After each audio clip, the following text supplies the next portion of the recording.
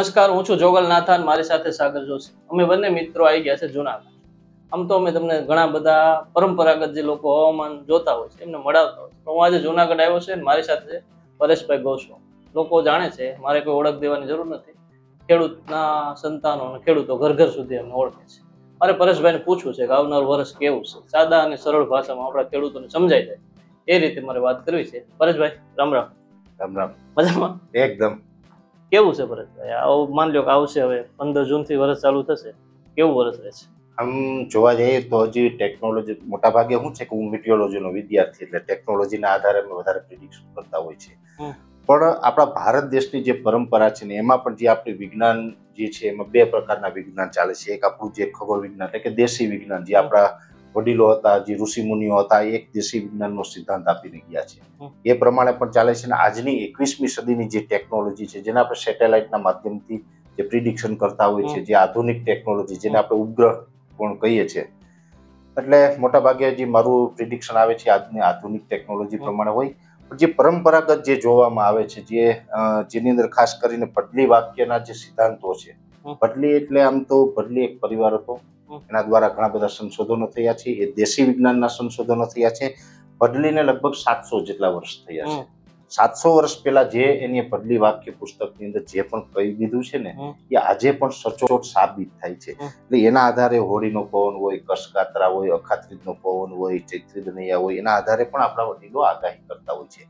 એટલે એ તમામ વસ્તુ જોવા જઈએ ને તો એવું લાગે છે કે વર્ષ બિલકુલ નબળું થવાનું નથી, એટલે ખેડૂતોએ ચિંતા કરવાની નહીં. આ ઠીક છે કે છેલ્લા 2-5 વર્ષથી આપણે અતિ વરસાદો થયા. અતિ વરસાદો એટલે ગયા વર્ષે 2024માં વાત કરવા જઈએ તો ચોમાસા દરમિયાન રાજ્યના અનેક વિસ્તારની અંદર 150%, 180%, ઘણી જગ્યાએ 200% સુધીના પણ વરસાદ થયા. એટલે એવા ઇંચની દ્રષ્ટિએ જોવા જઈએ તો એટલા વરસાદ કદાચ 200% સુધી ન થાય, પણ જે નોર્મલ ચોમાસું જેને આપણે કહી શકાય કે જે IMD છે, ઇન્ડિયન મિટિયોલોજી ડિપાર્ટમેન્ટ, એના નિયમ પ્રમાણે 96% થી લઈને 106% સુધીના જે વરસાદો થાય એને નોર્મલ ચોમાસું કહેવામાં આવે છે. એ નોર્મલ ચોમાસું ચોક્કસ તો એમ કે આમ જે નબળું રહેવાની કોઈ ચાન્સીસ છે? 80% વિસ્તારમાં ચોમાસું નબળું નહીં થાય. પછી 2-5% કે 10% વિસ્તારમાં કદાચ એકલ દોકલ સેન્ટરમાં 2-5 તાલુકા વચ્ચે ક્યાંક નબળા રહેતા હોય, એ દર વર્ષે રહે છે. કેમ કે મેં આપને કીધું ને, રાજ્ય વિસ્તારની દ્રષ્ટિએ ખૂબ મોટું છે. ચોગલભાઈ, આપણા ઘણા બધા દેશ એવા છે કે એ આપણા રાજ્ય કરતા નાના છે. તો આપણો એવડો મોટો દેશ છે તો સ્વાભાવિક રીતે 2-5% વિસ્તારમાં નબળું થાય, પણ ઓલ ઓવર 80% થી લઈને 90% વિસ્તારમાં ચોમાસું સારું થવાનું છે. બીજું એ પૂછવું હતું કે આ વખતે વરસાદ જે 15 જૂનની કઈ રીતે લાગે છે? શરૂઆત કેવું છે?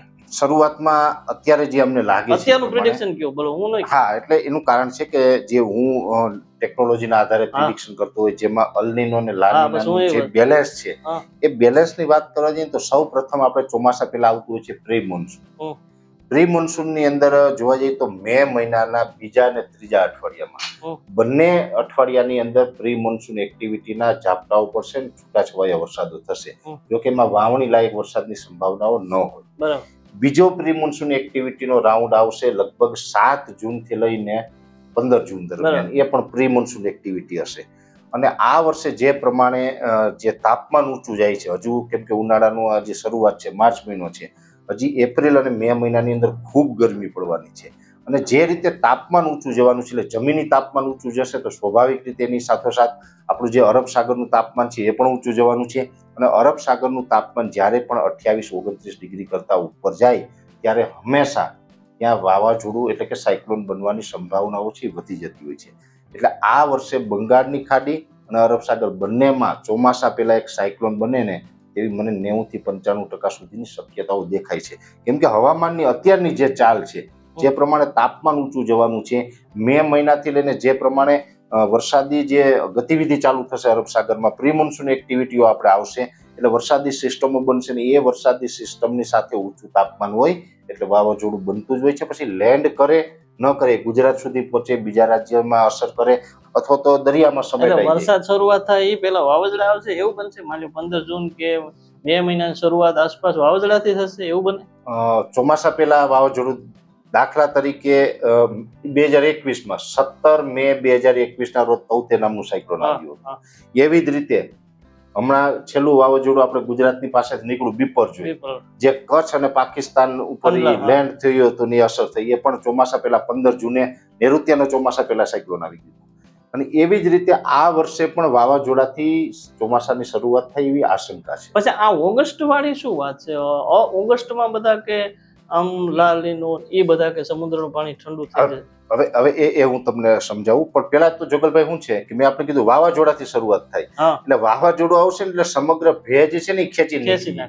હવે જો વાવાઝોડું અસરને કારણે ગુજરાતમાં વરસાદ પણ પડી જાય જૂન મહિનામાં તો સારી વાત કે ચલો વાવાઝોડું નુકસાન તો કરે પણ વરસાદ પડી જશે, વાવણી થઈ જશે.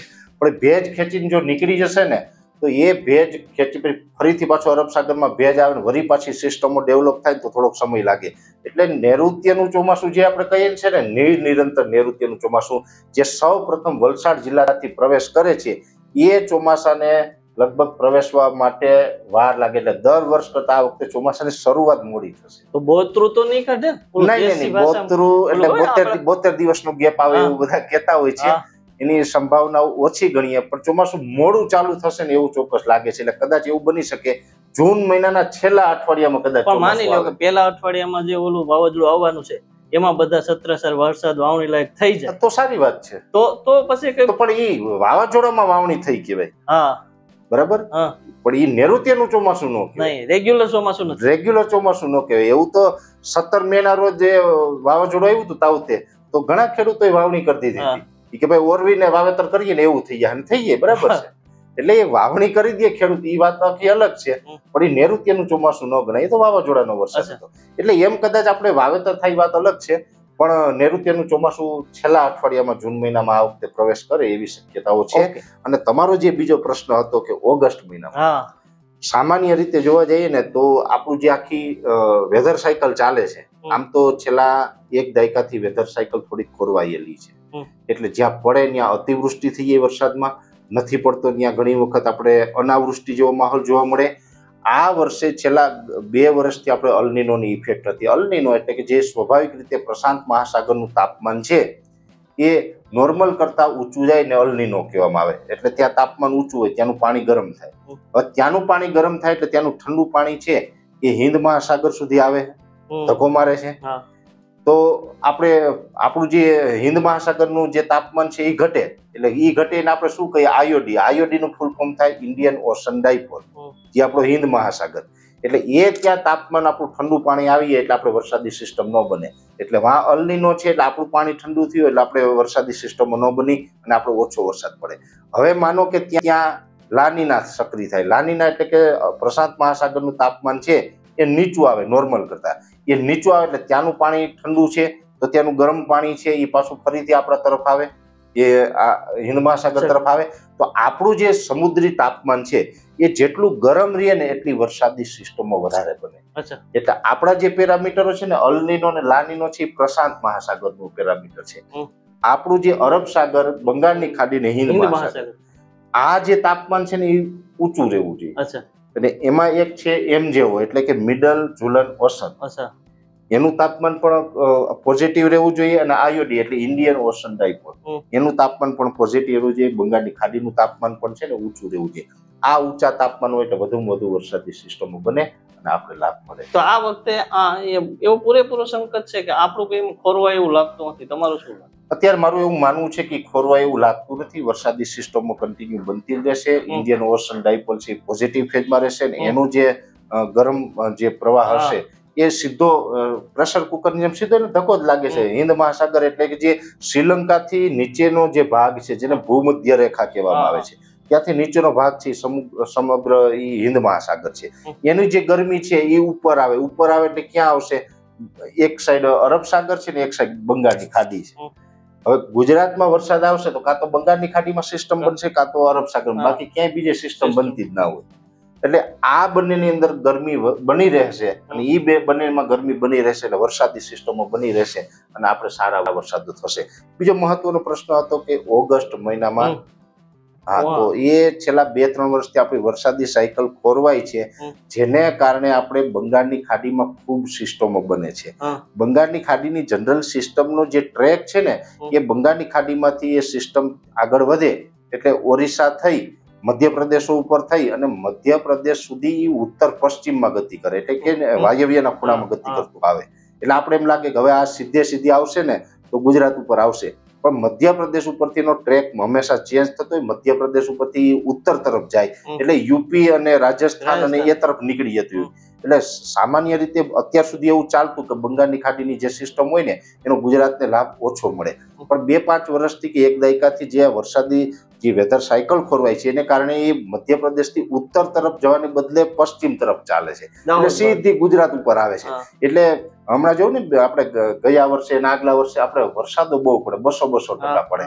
એ 200% વરસાદ પડવાનું કારણ આ બંગાળની ખાડીની સિસ્ટમનો ટ્રેક છે.